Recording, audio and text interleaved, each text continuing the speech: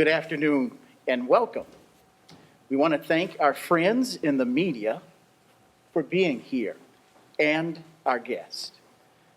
United States Congresswoman Amata Radwagen, Mayor Bernard C. Young, Mr.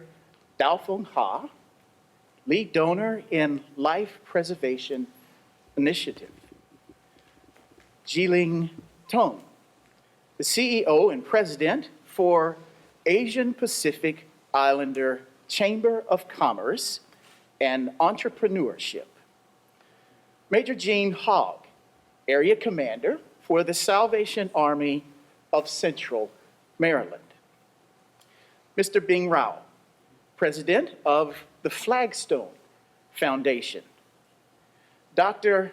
Leticia Geraza, the Health Commissioner of the Baltimore City Health Department, Ms. Megan McCorkle, Chief of Marketing and Communications at the Enoch Pratt Library, Laura Bristow, Executive Director at Action in Community. As we come to a close of May, we also known as Asian and Pacific Islander American Heritage Month, we come together to honor the cultural richness in our community that strengthens us. Around the world, everyone's lives have been affected by COVID-19.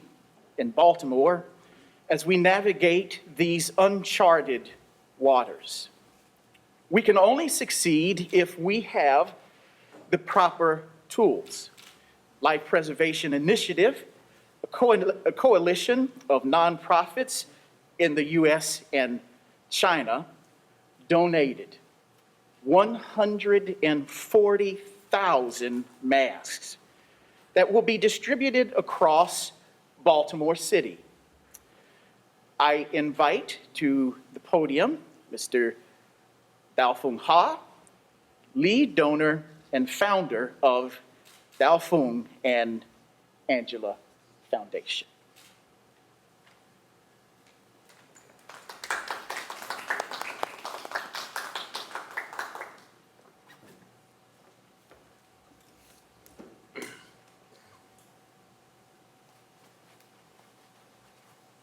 Respected Congresswoman Amata Radwagen, Mayor Bernard Young, President Jiling Tong, Mr. Major Gene Hogg, ladies and gentlemen, when COVID-19 hit America, I realized that it was God's calling for us to work together and preserve lives. My wife and I pledged to donate $1 million and through the Daofeng and Angela Foundation, we launched the Life Preservation Initiative, LPI. We bring together 13 Asian American organizations such as Flagstone Foundation and Chinese NGO foundations to help support the fight.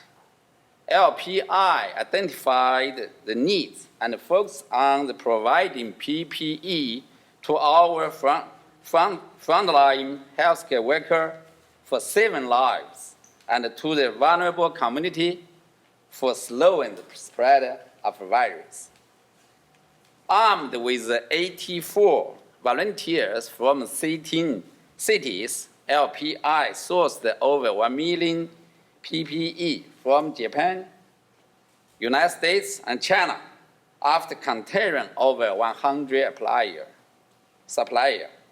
And by the end of this week, we will have donated equipment to 25 hospitals, 20 nonprofits, and 7 first responder units. Today, we are donating 140 40,000 masks to the Salvation Army of Central Maryland to be distributed in the vulnerable community of Baltimore City to help protect our at-risk, senior, and homeless population. At this same exact moment over in New York, our ground team there is donating 200,000 masks to the Salvation Army Great New York Division and the Roman Catholic Diocese of Brooklyn for protecting the local vulnerable groups. Looking back on the last 67 days, it has not always been smooth road, but we have understood our mission. It is our human calling to look out for one another in this pandemic crisis. God is leading us on the path of better caring for one another, because that is the kind of world every one of us deserves to live in. Fight against COVID-19. United we stand. Thank you for listening. Now, I am honored to introduce the next speaker, Mr. Major Jim Hogg, who is Area Commander of Salvation Army in Central Maryland. Please, Mr. Hogg. It is my privilege to be here today representing the hundreds of thousands of individuals the Salvation Army serves every year. Since 1865, the Salvation Army has been engaged in social injustice, engaged in the war against poverty, engaged in the proclamation of Jesus Christ. And in that, today we serve over 138 countries, dealing with different ethnic groups, dealing with partnering with different communities in order to meet the needs as the needs present itself within each community. We are an honor to serve. We are honored to be here, to be partnered with the city, to be partnered with this great group of individuals that have come together to recognize the unity and the humanity of the world in which we live, knowing that when others suffer, someone needs to step up, someone needs to help. And as great as our government is, as great as our municipalities have been, there are the nonprofits who step into those gaps and are able to serve in such a fluid way. So we want to say thank you to our donor. We want to say God bless you for having the heart for others. And please know that the Salvation Army has been and is and will continue to be here serving those individuals who are most vulnerable, serving individuals who have limited capacity, knowing that all individuals that come to us are respected and loved and served equally, no matter what their circumstances may be. And with that, I would like now to introduce to you, my great privilege to do so, Congressman Amata Coleman Radwagen, to come and to speak with us. Would you please greet our Congresswoman as she comes? Thank you.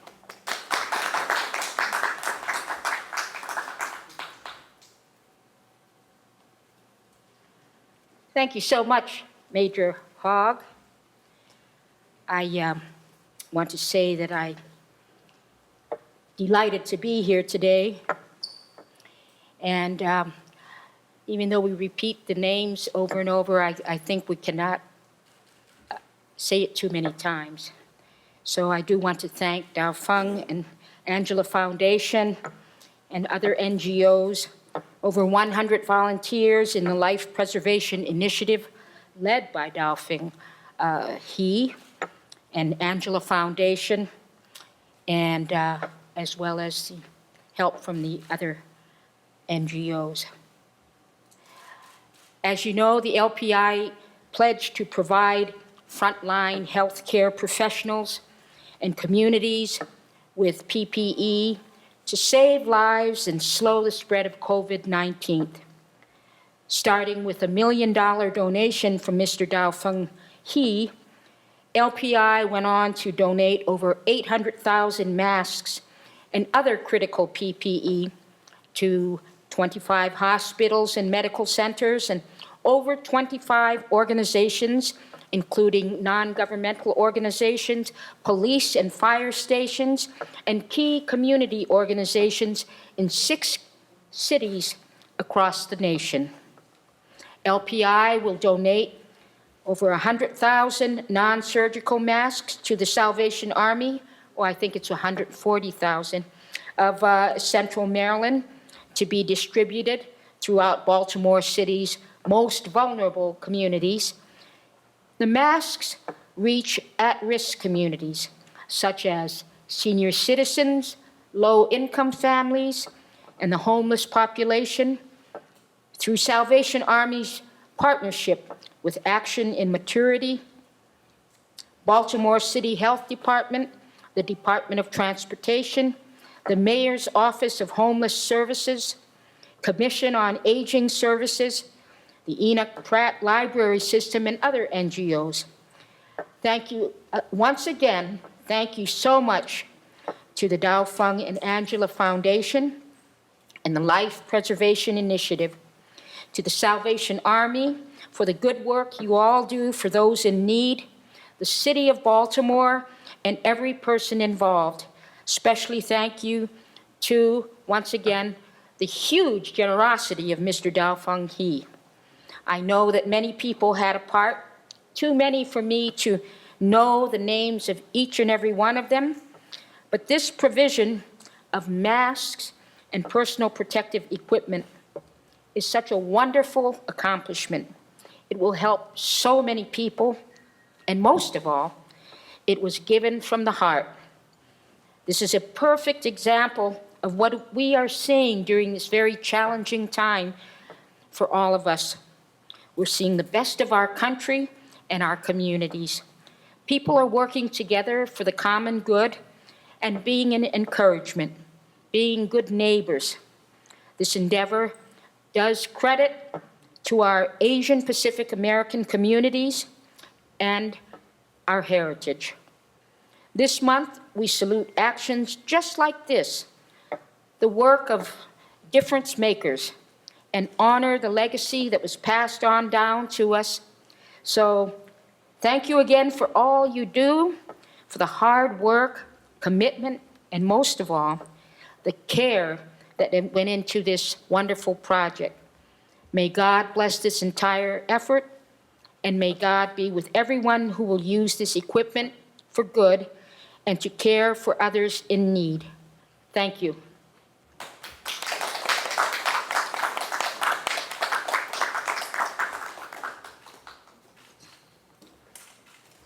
Good afternoon, and thank you, Congresswoman, for being here.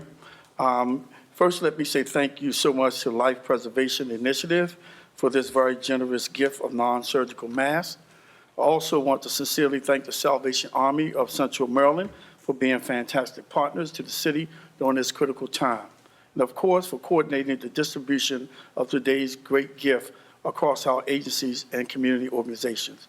Along with basic necessities, masks have been one of the most requested needs by residents that call into our hotlines. The City of Baltimore, our community, our business community, our nonprofits, our communities, and even our residents have stepped up to meet the need of their fellow residents, especially vulnerable population, in a variety of ways. Baltimore City remains under a stay-at-home order, and we understand residents still need to go out for essential travel. And when residents go out, we should all be wearing a face covering. Masks are not a 100% barrier against infections. However, wearing a mask will help reduce the transmission of the coronavirus.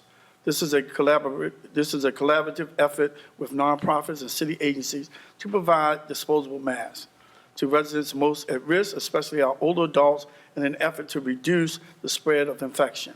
Masks will be distributed by partners through networks over the next 4 weeks. Networks for distribution include 138 senior buildings, 8 homeless shelters, our mobile testing sites, our Charm City circulator riders, and communities and residents living in zip codes with high rates of infection. Along with masks, residents will receive information on how to properly wear them and dispose of them, and other tips to reduce the spread of infection. One of the primary ways in which we will distribute these masks is through our network of partners that distribute food to senior buildings. A large share of masks will be provided to older adults who receive food from the Salvation Army, as well as all the other residents in those senior buildings. The Baltimore City Health Department, Division of Aging and Care Services, the Salvation Army, the Department of Transportation, and Rouge Catering, I hope I said that right, have been working hand in hand to identify older adults in Baltimore City who live in public housing sites and elsewhere in need of food. The key tasks of the initiative includes collecting information who needs food, identifying routing for the meal delivery, cooking and packaging meals, delivery meals to the M&T Bank Stadium, driving across the city to deliver meals. Currently, we are serving 62 sites with 4,540 individuals with 9,080 meals. That's 2 meals per day. 15 to 20 Salvation Army volunteers and 15 to 20 National Guard troops support loading at M&T Bank Stadium. To date, 67 individual volunteers and 460 individual National Guard troops have volunteered. And on behalf of the City of Baltimore, I want to thank each and every one of them for their dedication and commitment to this city and its residents.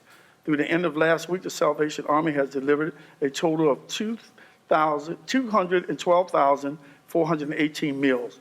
Again, thank you all for your continued support for the residents of Baltimore City. Now it is my sincere pleasure to introduce Ching-Ling Tong, the President and CEO for the Asian and Pacific Island Chamber of Commerce and Entrepreneurship.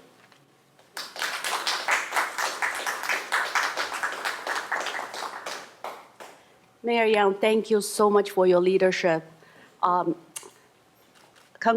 Ridgewagon and Major English and Hawk, with all the Salvation Army officers and volunteers. And Daofeng, thank you so much for your generosity, and also our media friends. Thank you for being here. We really appreciate your presence. It is very important to thank all of the frontline workers and essential workers in the battle with the coronavirus in Baltimore, including they are employed in the healthcare industry. Through their commitment and to our community, they are all help our fellow citizens. They are putting their lives at risk, and some of them are giving their life to save others. I want to especially thank everybody in this room.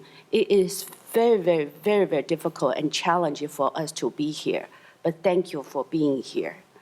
The contribution every day that making America the exceptional nation.